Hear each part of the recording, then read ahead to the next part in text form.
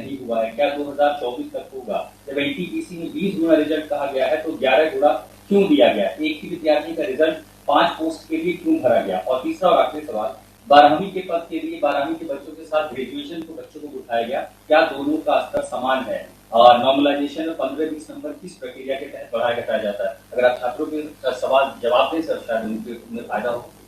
आपने सारे प्रश्न पूछे हैं, सारे के सारे महत्वपूर्ण प्रश्न हैं। मैं इन सारे प्रश्नों को एक एक करके लेता हूं। सबसे पहले लेवल 1 में 2 स्टेज एग्जाम क्यों? 1,25,00,000 के आसपास स्टूडेंट्स ने अप्लाई किया है। इतनी बड़ी संख्या में देश भर में अगर रिक्रूटमेंट करना है तो आपको एक लेवल के एग्जाम से, सिंगल एग्जाम से करना बहुत मुश्किल है। फिर भी हम इसको री एग्जामिन करेंगे। इतनी बड़ी संख्या में 1,25,00,000 कैंडिडेट्स अगर हो तो कैसे उनको एक साथ सेम तरीके से same level of hardness of question की, ये सब करना अति डिफिकल्ट। आप सब इस प्रक्रिया से गुजर चुके हो, आप भी समझते होंगे। इसलिए इसके दो, एक प्रीलिम एग्जाम और उसके बाद में एक कंप्यूटर बेस्ड टेस्ट 2 इस तरह से करके किया गया। वो नोटिस में लिखा गया था कि अगर जरूरत पड़ी, अगर परिस्थिति हुई तो उसके 2 लेवल किए जाएंगे। पहला ये। दूसरा आपका प्रश्न कि 10+2 में ग्रेजुएट्स को कैसे अलाउ करें। देखिए, किसी भी एग्जाम में मिनिमम क्वालिफिकेशन का स्टैंडर्ड होता है, मैक्सिमम क्वालिफिकेशन का नहीं होता है कभी भी। ये कानूनन कॉन्स्टिट्यूशनल व्यवस्था में हम लोग काम कर रहे हैं। कॉन्स्टिट्यूशनल व्यवस्था के हिसाब से हम मिनिमम प्रिस्क्राइब कर सकते हैं, मैक्सिमम प्रिस्क्राइब नहीं कर सकते। तो 10+2 के लिए जो क्वालिफिकेशन वाला स्केल है, उसमें अगर ग्रेजुएट बैठे तो उसको रोकने का हमें कोई अधिकार नहीं है, किसी को कोई अधिकार नहीं है। अगर कोई नया इसके बारे में कोई नया न्यायपालिका की तरफ से कोई चीज आती तो अलग बात है, लेकिन हमारे पास कोई अधिकार नहीं है इसका। दूसरा विषय था ये। तीसरा विषय आपने रखा समय का। देखिए, शुरू में इसके लिए जो इस एग्जाम को कंडक्ट करने के लिए एप्लीकेशंस आई, दोनों के दोनों एग्जाम्स में 1 करोड़ से ज्यादा एप्लीकेशंस आई। 1 करोड़ से एप्लीकेशन ज्यादा आई तो जो एग्जामिनेशन कंडक्ट करने के लिए एजेंसी हमको हायर करनी थी, उसको हायर करने में टाइम लगा, 6 महीने से ज्यादा लगा। नेचुरली इतनी बड़ी संख्या में अगर एग्जाम करना है देश में तो अपने आप में वो एक बहुत बड़ा challenge. It's a Himalayan task, it's a huge task, it's a very very big challenging task. तो एजेंसी को सेलेक्ट किया गया। सेलेक्ट करते करते कोरोना आ गया। कोरोना के फेज में देरी हुई, लेकिन फिर भी डिस्पाइट कोरोना तुरंत दिसंबर 2020 में एग्जाम की प्रोसेस चालू हुई। एग्जाम की प्रोसेस चालू हुई और despite second wave of corona फिर भी एग्जाम किया गया with all the precautions, all the safety things करके इसको लाए। जो दूसरा वाला ग्रुप बी का एग्जाम है उसमें कैट में चले गए थे बच्चे, क्योंकि करीब 5 लाख के आसपास एप्लीकेशंस ऐसी थी जिसमें फोटोग्राफ प्रॉपरली मैच नहीं हो रहा था। तो नेचुरली अगर एप्लीकेशन में फोटोग्राफ मैच नहीं हो तो उसको आप एग्जाम में कैसे लोगे? तो वो विषय आया था। तो उस विषय के कारण लोग कैट में गए थे। एडमिनिस्ट्रेटिव ट्रिब्यूनल ने जैसे ही उसका समाधान किया, फैसला किया, उसके फैसले के तुरंत बाद में हम लोगों ने एग्जाम के प्रोसेस को आगे किया। कोई उसमें देरी नहीं की। और हमारा, देखिए, हमारी सरकार, प्रधानमंत्री श्री नरेंद्र मोदी जी का इंटेंट हमेशा है कि मैक्सिमाइज करना है रोजगार को। इसीलिए आप देखिए, इतनी बड़ी संख्या में, यानी रेलवे में 1,40,000 टोटल, 1,05,000 ग्रुप डी की कैटेगरी में, लेवल 1 की कैटेगरी में, और लेवल 2 से लेवल 6 की कैटेगरी में 35,000 कैंडिडेट्स वैकेंसीज। 1,40,000 की वैकेंसीज लाना कोई छोटी बात नहीं है, बहुत बड़ी बात है। फिर आपका चौथा पॉइंट आप देखिए, ज्यादा से ज्यादा कैंडिडेट्स को फर्स्ट स्टेज से सेकंड स्टेज में जाने का मौका मिले, इसके लिए 2015 तक हमेशा प्रिलिमिनरी एग्जाम जो होता था, फर्स्ट स्टेज होता था, उससे 10 गुना लिए जाते थे, केवल 10 गुना लिए जाते थे। 2015 के बाद में पहले ही संख्या बढ़ा के 15 गुना कर दी गई, जिससे कि ज्यादा से ज्यादा कैंडिडेट्स को मेन एग्जाम के लिए जाने का मौका मिले। और 2019 में इस संख्या को 20 गुना किया गया ताकि ज्यादा से ज्यादा लोगों को अवसर मिले। ज़्यादा से ज़्यादा लोग, क्योंकि फर्स्ट स्टेज जो प्रिलिमिनरी एग्ज़ाम इतना बड़ा नंबर है कि उस नंबर में हो सकता है कुछ बाय चांस उस दिन तबीयत ठीक नहीं हो, कोई दूसरा कारण हो, समय पे पहुंच नहीं पाए, कोई भी कारण से मिस कर गया, तो मैक्सिमम लोगों को हमें चांस देने का इंटेंट है। इसी इंटेंट के कारण 20 गुना किया गया। जो 10 गुना था 2015 से पहले, उसको 20 गुना किया गया 2019 में। तो ये प्रो स्टूडेंट्स, प्रो कैंडिडेट्स वाली अप्रोच है हमारी, और हमारी इंटेंट एकदम नेक नियति से काम कर रहे हैं, सच्चाई से काम कर रहे हैं। देखिए, कोई भी कहीं भी एक भी जगह से कहीं कोई पेपर लीक होने की बात नहीं है, कहीं पे कोई एग्जाम के मैनिपुलेशन की बात नहीं है। जो आज सिर्फ मुद्दा है, मुद्दा सिर्फ इतना है कि शॉर्टलिस्ट कैंडिडेट्स कितने किए जाए, यही मुद्दा है। इस मुद्दे को सॉल्व करेंगे, इसको भी हम बहुत सेंसिटिवली सॉल्व करेंगे। हमारे लिए छात्र हमारे साथी हैं, हमारे भाई हैं, हमारी बहनें जो एग्जाम दे रहे हैं, तो हमारे लिए बहुत इंपॉर्टेंट है। हम इसको बहुत सेंसिटिवली हैंडल एक करेंगे। तस्वीर और दिखाई पड़ी, बच्चों को लाठीचार्ज। कल रात को आपने देखा, अगर तस्वीरें दिखाई हो, हॉस्टल में घुस मैं आपको इतना बताना चाहूंगा कि जो लोग किसी भी अपनी खुद की संपत्ति को अगर जलाते हैं, खुद की संपत्ति पे अगर अटैक करते हैं, उसको डिस्ट्रॉय करने की कोशिश करते हैं, तो उसमें जो प्रक्रिया पुलिस की होती है वो होनी, अगर हुई है, मेरी बात आप इसमें स्पष्ट रखिए कि मैं छात्रों को कह रहा हूं कि आपकी संपत्ति है, आप अपनी संपत्ति को जलाने के लिए क्यों बाहर निकले। और हम आपकी बात को शुरू से सुन रहे हैं। जिस दिन आपने पहले ये पॉइंट रखा, उसी दिन हमने तुरंत इसका, जैसे ही दूसरे दिन ही मेरे नज़र में आ गई थी बात ये, और दूसरे दिन मैंने तुरंत सारा ये टेबल मंगवाया कि आप मुझे एग्जैक्ट बताओ हर एक लेवल पे क्या वैकेंसी है। और हर एक लेवल पे एग्जैक्ट, जैसे लेवल 2 पे 5663, उसकी जगह 1,13,000, कितने गुने? 20 गुने। लेवल 3 पे 4,940, उसके अगेंस्ट कितने शॉर्टलिस्टेड? 98,833, 20 गुने। तो जो नोटिस के अंदर प्रक्रिया एग्जैक्टली उसके हिसाब से किया है, हर एक पे, level 2, level 3, level 4, level 5, level 6, हर एक पे एग्जैक्टली 20 टाइम्स किया गया है। इश्यू वो नहीं, इश्यू डुप्लीकेट, मतलब डुप्लीकेट नहीं, इश्यू यूनिक वाली बात आ गई। अब वो मुद्दा उनका है, क्योंकि इसलिए मुद्दा आ रहा है कि जिन लोगों ने तैयारी कर ली है उनको लगता है कि हमें एक बार और चांस मिल जाए, इसीलिए हम इसको बहुत सेंसिटिवली हैंडल करेंगे।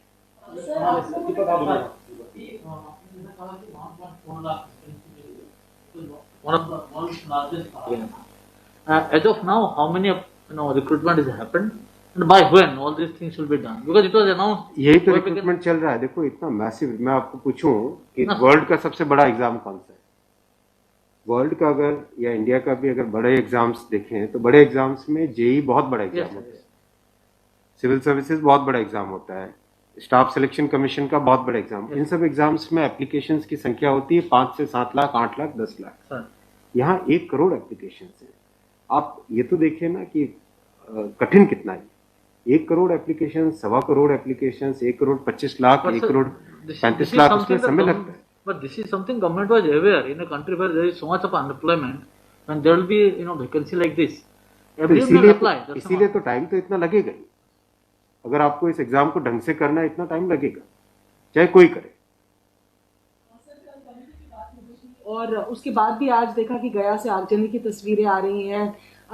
क्या ये कन्वे नहीं हो पा रहा है? कहाँ पर ये लैक ऑफ कम्युनिकेशन आपको लग रहा है, या मैटर पॉलिटिसाइज हो चुका है? नहीं, कुछ लोग इसका गलत फायदा उठा रहे हैं, और मैं उनसे भी निवेदन करूंगा कि छात्रों को भ्रमित न करें, कोई गलत इसका उपयोग न करें। ये छात्रों का मामला है, ये देश का मामला है, इसको हमें सेंसिटिवली हैंडल करना चाहिए, और इसमें हर तरीके से संवेदनशीलता के साथ इस मामले को लेना चाहिए। सर, कुछ छात्रों के ऊपर FIR भी दर्ज की है, कुछ पुलिस की स्टडी में भी अभी के समय में है, ऐसी खबरें आ रही हैं। आप खबरों की जांच करिए। देखो, जो पुलिस की प्रक्रिया है वो अलग चीज है। मैं अभी मुद्दा है, जो उस मुद्दे को कैसे सॉल्व करें उस पर सोचना चाहिए, हमें फॉरवर्ड लुकिंग होना पड़ेगा। सर, मेरा एक सवाल है कि जिन राज्यों में हिंसा की खबरें या फिर जो रेल रोकने का जो मूवमेंट चल रहा है, ट्रैक पे स्टूडेंट बैठे हैं, क्या उन राज्यों के मुख्यमंत्री से आपकी बात हुई है, और क्या कुछ आप लोग की संदर्भ में? कि बिल्कुल, सब जगह लॉ एंड ऑर्डर स्टेट का जो रोल होता है, राज्यों के मुख्यमंत्रियों ने भी बहुत संवेदनशीलता के साथ काम किया है, और हम भी कॉन्स्टेंटली टच में हैं, कंटिन्यूसली टच में हैं। और जो आज कमेटी की बात भी सबके पास जा चुकी है ऑलरेडी, और मेरे ख्याल से ज़्यादातर जगह से स्टूडेंट्स ने इस विषय को स्वीकार भी किया है। और मैं अभी भी रिक्वेस्ट करूंगा एक बार फिर सारे स्टूडेंट बंधुओं को, छात्रों को, कैंडिडेट्स को कि आप प्लीज़ अपनी ग्रीवेंसेस को, अपने पॉइंट को, अपने कंसर्न को, अपने विषय को, अपने मुद्दे को फॉर्मली रखिए। हम इसको एकदम संवेदनशीलता के साथ टैकल करेंगे।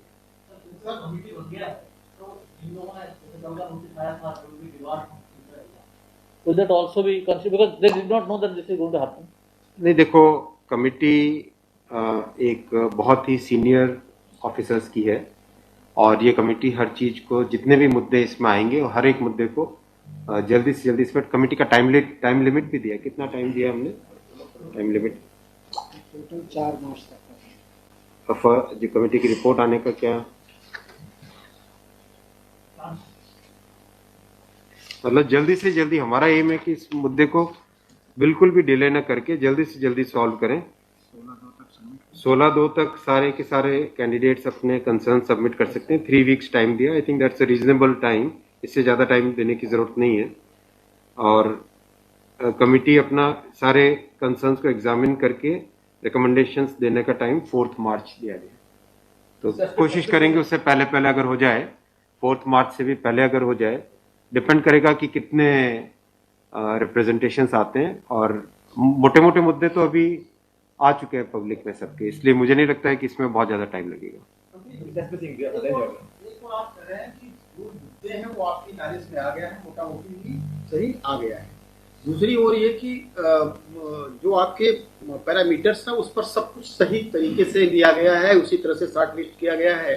फिर इसमें प्रॉब्लम, फिर उसमें कमेटी आपको रिपोर्ट क्या करेगी और करेंगे क्या? इसका मतलब अगर चेंज करते हैं कुछ तो दूसरे एक बड़ा पक्ष और भी तो विरोध करेगा। हाँ, ये इसीलिए तो मैं आपको देखो बताऊं ना, एग्जैक्ट किसी भी लेवल पे नोटिस में जो लिखा था कि 20 गुना कैंडिडेट लेंगे, अगर आपके सामने टेबल रखा हुआ है, 5,663 की जगह 1,13,000 यानी 20 गुना। 4,940 के लेवल 3 में 98,833 20 गुना। 161 के अगेंस्ट 3223 20 गुना। 17,393 347 3,47,676 20 गुना। 7,124 वैकेंसीज के अगेंस्ट 1,42,413 20 गुना। एग्जैक्ट 20 गुना है हर एक लेवल का। अब स्टूडेंट्स क्या कह रहे हैं कि जिन कैंडिडेट्स ने एक से ज्यादा लेवल में क्वालिफाई कर दिया है, राइट जी, उसके कारण सपोज मान लीजिए लेवल 3 में जो लेवल 5 का कैंडिडेट है वो भी क्वालिफाई हो गया है जी, तो वो लेवल 3 में कोई एक कैंडिडेट को जो क्वालिफाई नहीं हुआ है, उसे लगता है कि अगर उसको यूनिक के हिसाब से काउंट करते तो शायद उसको भी एक मौका मिल जाता मेन एग्जाम देने का। बराबर है, ये मुद्दा ही है। अब जो नोटिस इनवाइटिंग एग्जाम है, एग्जाम का जो नोटिफिकेशन होता है उसकी एक सैंक्टिटी है, वो कोर्ट का मैटर है, वो लीगल मैटर हो जाता है। एग्जैक्टली उसके हिसाब से किया गया एग्जाम को उसी हिसाब से कंडक्ट किया गया, उसी हिसाब से शॉर्टलिस्टिंग की गई। अब जब ये मुद्दा आया है तो इस मुद्दे को सॉल्व करने के लिए कोई ना कोई तो तरीका निकालना पड़ेगा, राइट? तो आपका जो प्रश्न है, आपका प्रश्न वैलिड है कि क्यों ऐसा। आपके सामने डेटा सामने रखे हुए हैं, डेटा आप सबके सामने है, बिल्कुल एग्जैक्ट डेटा है कोई, और ये डेटा हमने पहले दिन ही दे दिया था। जो टर्म कंडीशंस ऑलरेडी जब पब्लिसाइज किया जाता है, कोई पोस्ट होती है तो उसके लिए टर्म कंडीशंस ऑलरेडी पहले से घोषित होता है, उसके आधार पर ही ये सब कुछ किया गया होगा। हाँ बिल्कुल। फिर एक कमेटी या आपको कुछ रास्ता आप नहीं दिख रहा है क्या? ये जो कमेटी रिपोर्ट देगी क्या उसके अगेंस्ट देगी जो आपके टर्म कंडीशंस पहले वाले थे? बात वही है ना कि आपकी बात, तो फिर लोग कोर्ट जाएंगे। हाँ, बात वही होगा जो नहीं, अपने को तरीका ऐसा सॉल्व करना पड़ेगा, कोई तो ऐसा तरीका निकालना पड़ेगा जिससे कि जो लोग शॉर्टलिस्ट हुए हैं उनका भी करियर इफेक्ट ना हो, उनके प्रोस्पेक्ट्स भी कमजोर ना हो, और जो लोगों की ग्रीवेंस है उस ग्रीवेंस को तो एड्रेस करना पड़ेगा ना। छात्रों का मुद्दा है और लोगों ने अगर ग्रीवेंस रेज की है तो हमारी ड्यूटी है कि उसको हमें एड्रेस तो करना पड़ेगा ना। लेकिन आप देख रहे हैं आपके सामने ये टेबल है, एग्जैक्ट हर एक लेवल पे 20 टाइम्स है एग्जैक्ट।